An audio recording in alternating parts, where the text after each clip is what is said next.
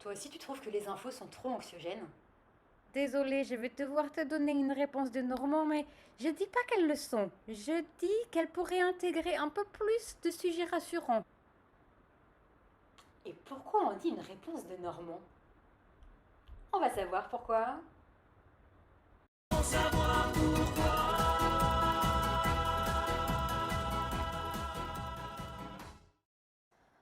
Bonjour. On emploie l'expression une réponse de Normand pour parler d'une réponse ambiguë ou évasive. Elle viendrait d'une ancienne loi normande. Lors de la signature d'un marché, cette loi donnait la possibilité de se rétracter dans les 24 heures.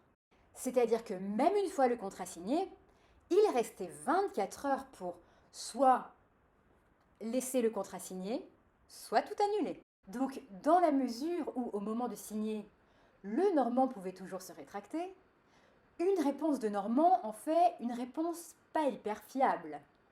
D'autant plus que ça lui permettait de jouer sur le temps exprès. Si un marché préférable lui était proposé par un concurrent pendant ces 24 heures par exemple.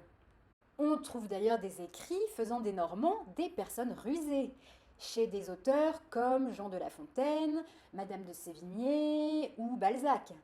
Mais ce cliché ne vient bien sûr que de cette expression. Les Normands ne sont pas indécis ou rusés. Pas plus que d'autres, quoi. Avant notre petit jeu, si tu as appris quelque chose, like, partage, abonne-toi sur Savoir pourquoi Lorraine, Facebook, Insta, TikTok, Savoir pourquoi. À bientôt pour une prochaine expression et d'ici là, porte-toi bien. Et maintenant notre petit jeu. Arriveras-tu à trouver la solution à ce rébus qui est la définition parfaite d'une réponse de Normand? Et n'hésite bien sûr pas à mettre sur pause si besoin. Réponse la semaine prochaine. Alors, sur quel ciel étais-tu tombé la semaine dernière? Il y avait trois possibilités en partant de la Terre. Les trois premiers cieux, Lune, Mercure, Vénus. Les trois suivants, le Soleil, Mars, Jupiter. Ou directement le septième ciel.